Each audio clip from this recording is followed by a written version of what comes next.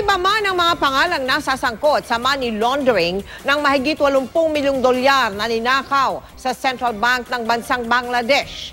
May iisa naman silang pagkakapareho. Lahat sila kilala ng junket operator na si Kim Wong.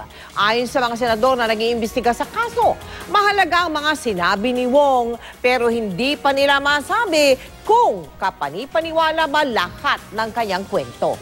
Nakatutok si Jamsi Santos. Sa dinami-dami ng pangalang nabanggit sa money laundering ng $81 million na ninakaw na pondo ng Bangladesh, tila iisang tao ang nag-uugnay sa nasasangkot ng mga pangunahing personalidad. Yan ay ang junket operator na si Kim Wong. Pare-pareho kasing kakilala siya ng nooy RCBC Jupiter Branch Manager Maya Digito, RCBC President on Leave Lorenzo Tan, ang negosyanteng si William Sogo, luxury car dealer na si Jason Go, junket operator Gao Shuwa, ang gambler na si Wei Kang-su, casino high roller na si Ding Shishi, at si Michael Concon Bautista ng PhilRem. Sabi ni Wong, siya ang nagpakilala kay Digito kay Gao upang makabuo sila ng 4 na bank accounts na papasukan ng pera ng casino high roller na si Ding. Ang pera palang iyon ang ninakaw ng hackers mula sa account ng Bangladesh Bank sa New York. Ang pangalan naman ni William Go ang ginamit nila Digito upang magbukas ng account kung saan pagsasamahin ang pera. Pero giit ni Wong, hindi niya alam ang mga ginamit na pangalan para sa bank accounts. Sa branch ni Maya, na yung may pangalan ng account, William Go. Nakakilala mo, hindi ka nagtaka doon. Hindi nakakapagtaka yun. Nakakataka po.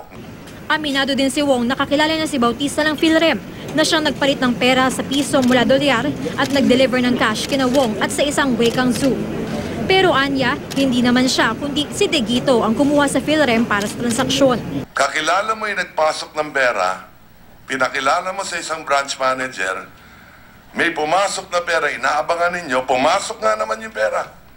Pumunta yung pera sa isang kakilala mo na dinidinay niya na siya nagbukas ng account. Okay? At yung perang yun, pumasok naman sa PhilRem na kakilala din ninyo. Pwede po ako sumagot? At tinatanong ko lang kung... Hindi, pwede po ako sumagot. Nandito po si PhilRem. Tanong ko ba, nakausap ko pa siya tungkol dito sa pera o hindi? Ayon kay Digito, malapit si Wong kay RCBC President on Leave Lorenzo Tan at sa car dealer na si Jason Go. Sa larawang ito na nakuha ng GMA News sa isang source, magkasama sina Tan, Jason Go at Senador J.V. Ejercito na miyembro ng Senate Blue Ribbon Committee na nag-iimbestiga sa kasong ito. Aminado si Ejercito na kilala niya si Jason Go dahil bumili siya ng kotse rito. Sabay linaw na marami talaga ang nagpapalitrato sa kanya. Naniniwala si Senador Serge Osmeña na malabong maisagawa ang money laundering nang walang basbas ng mga opisyal ng RCBC na nakatataas kay Digito. I believe that there are higher officials involved because it is impossible that somebody will trust $950 million to just one branch manager. Ang RCBC patuloy daw ang investigasyon ukol sa kasong ito.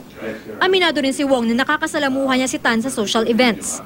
Sa pagtatanong ni Senador Ejercito kahapon kay Wong, sinabi ng junket operator na walang kinalaman ng RCBC President. Sa tingin niyo ba may kinalaman o may alam na yung kaibigan na sinasabing si Lorenzo Tan sa transaksyong ito? Igagaransya ko po ng buong buhay ko. Wala po siya alam dito. Sabi ng mga senador, mahalaga ang mga sinabi ni Wong.